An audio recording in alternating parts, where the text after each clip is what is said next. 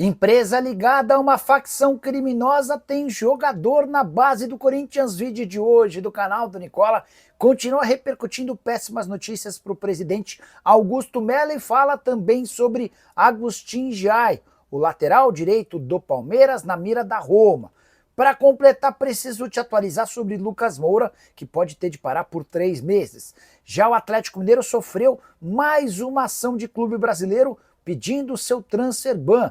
Por último, mas não menos importante, tem Jorge Jesus bravo com a CBF, Pedro correndo o risco de ficar no banco para a partida super decisiva do Flamengo, goleiro decidindo voltar ao Brasil, Gil de saída do Santos, as últimas do mercado e muito mais.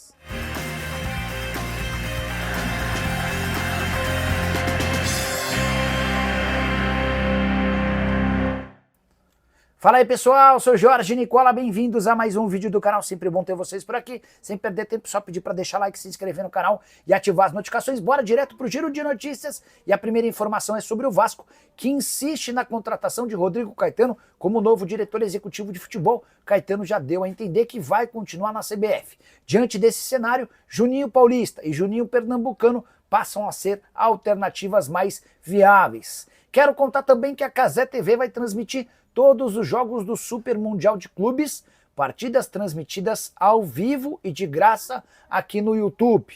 Os demais jogos também estarão no Sport TV e na TV Globo.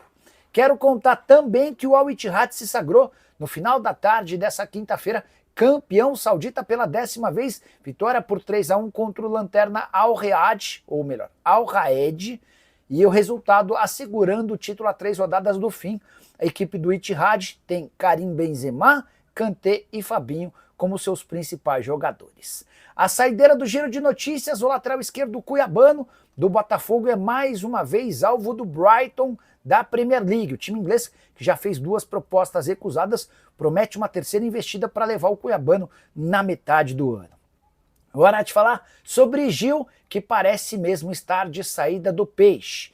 Nessa quinta-feira, vários setoristas do Santos afirmaram que o Gil está propondo uma rescisão de contrato de forma amigável. Ninguém do Santos ainda fala abertamente sobre esse tema, mas é certo que o Gil não participou do treino dessa quinta-feira sob a alegação de que precisa resolver problemas importantes da sua família.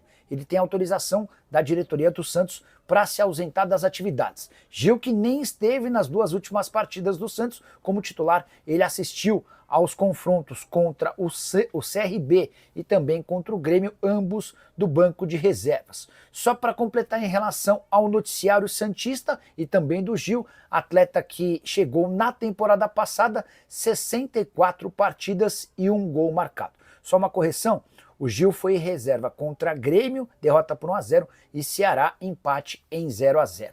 A saideira em relação ao Santos, capacidade da Vila Belmiro depois das obras com a W Torre será de 30 mil torcedores, sendo 17.500 em pé, 12.400 sentados. Bora falar agora sobre uma boa opção de mercado para times brasileiros que buscam goleiro. É que Matheus Magalhães, 33 anos de idade e titular absoluto do Braga por muitos anos, decidiu voltar ao Brasil. Ele deu uma entrevista recente em que afirmou, abre aspas, eu e minha família acreditamos que é hora de ir para o nosso país. O jogador, que foi revelado na base do América, se mudou muito cedo para o Braga e virou titular absoluto em 2017, onde ficou até janeiro desse ano, quando se mudou por empréstimo para o Ajax. O empréstimo termina agora na metade do ano e ele tem contrato com o Braga até 2027, mas já pediu para que o Braga tope sua liberação de forma imediata. Para quem não associou o nome à pessoa, Matheus Magalhães é irmão do Moisés, volante que passou por Portuguesa, Palmeiras, América, entre outros, e que recentemente anunciou a sua aposentadoria. O Matheus Magalhães, nessa entrevista em que admite a intenção de voltar ao Brasil, conta que quase fechou com o Grêmio no início do ano. A frase é a seguinte, abre aspas, estivemos muito perto de um acerto no início do ano. Cheguei até a ver escola para os meus filhos em Porto Alegre. Bora falar agora sobre Pedro. O atacante do Flamengo pode ser reserva na partida mais importante do rubro-negro nessa temporada, jogo marcado contra a LDU para a noite dessa quinta-feira no Maracanã. O jogo é super importante porque, em caso de derrota, o Flamengo estará eliminado da Libertadores da América. Se empatar, vai correr enorme risco de assistir a uma combinação de resultados entre Central Córdoba e LDU na última rodada, por exemplo, um empate que também jogaria o Flamengo para a Sul-Americana. Ou seja, o Flamengo precisa vencer de qualquer jeito diante de 65 mil pessoas e o Pedro deve começar no banco de reservas. Pelo menos foi assim que os treinos dos últimos dias aconteceram com o Pedro treinando no time de baixo. A intenção do técnico Felipe Luiz é montar um time mais preparado para um outro tipo e modelo de esquema sem um camisa 9 como o Pedro. Confesso que me chama bastante atenção, até porque eu tenho no Pedro o melhor centroavante em atividade no futebol brasileiro. Você preterir o Pedro num jogo como esse me parece super estranho. E você escalaria o Pedro desde o início ou deixaria no banco de reserva? Essa outra pergunta que eu gostaria de deixar. O Flamengo vai passar pela LDU e seguir vivo na briga pelo título da Libertadores ou terá a chance de ser eliminado ainda nessa noite? Já usa o espaço para comentário e registra a sua opinião, beleza? Hora de falar sobre Jorge Jesus, que ficou bravo com o presidente da CBF, Edinaldo Rodrigues. Tudo porque, segundo disse para pessoas próximas, durante a semana passada ainda existiam conversas do Jorge Jesus e do Edinaldo Rodrigues para um acordo para que ele se tornasse técnico da seleção brasileira. A CBF nega, afirmando que desde um princípio só tratou com o técnico Carlo Ancelotti. O JJ teria feito chegar aos ouvidos dos dirigentes da CBF a intenção de treinar o Brasil. A CBF agradeceu o contato e disse que o procuraria em caso de necessidade. Mas como a prioridade era do Carlo Ancelotti, não houve acordo com o Jorge Jesus. A irritação do JJ se dá porque nem sequer houve um telefonema da CBF para informar a respeito do acordo com o Ancelotti. Ele soube que o Ancelotti será o próximo técnico da seleção brasileira via imprensa depois com a confirmação oficial da CBF na última segunda-feira. Treinador português com passagem brilhante pelo Flamengo e desempregado desde o mês passado, quando foi demitido pelo Al Hilal.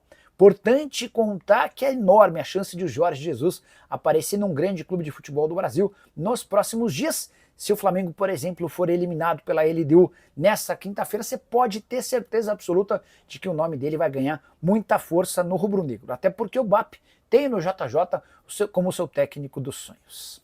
Hora de falar sobre Agustin Giai, lateral direito do Palmeiras, que até pouco tempo atrás era absolutamente carta fora do baralho dentro do próprio Verdão. Pois bem, o jogador que custou 41 milhões de reais junto ao São Lourenço, deu a volta por cima, virou titular absoluto e agora já desperta a atenção da Roma, da Itália. Informação divulgada pelo portal Tutto Mercato dá conta de que a Roma prepara uma oferta para os próximos dias. Ainda não há uma proposta oficial, apenas uma consulta ao staff do Giai, demonstrando a intenção de contratá-lo para a próxima temporada europeia, ou seja, a partir de agosto.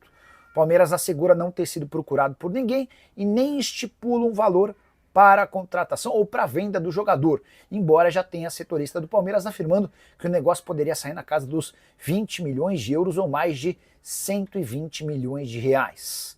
Só para contar que o Giai é só mais um dos vários atletas do Palmeiras especulados para deixar o clube depois do Super Mundial de Clubes. Piquerez, Richard Rios, Luigi e Rafael Veiga são outras alternativas. A saída certa é a de Estevão, que já foi vendido para o Chelsea. Hora de falar sobre o São Paulo com notícia preocupante: Lucas Moura pode parar pelos próximos 3 meses.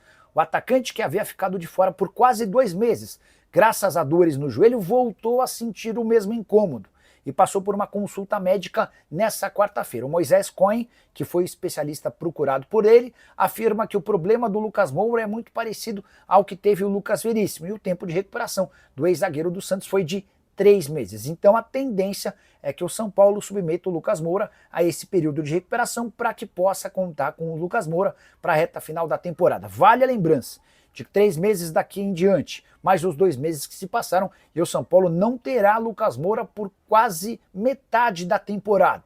Lucas Moura que ficou exatamente metade dos jogos do São Paulo fora nesse ano, e essa conta vai se tornar ainda pior graças a esses 3 meses. Só para completar, é importante lembrar que o Lucas Moura tem o maior salário do elenco do São Paulo ao lado do Oscar. São jogadores que custam acima de R$1,5 milhão de reais por mês. Pergunta que eu deixo no ar é: vale a pena contar com atletas como Lucas Moura e Oscar? Use o espaço para comentário e já registre a sua opinião. Hora de falar sobre o Clube Atlético Mineiro com mais um processo contra si.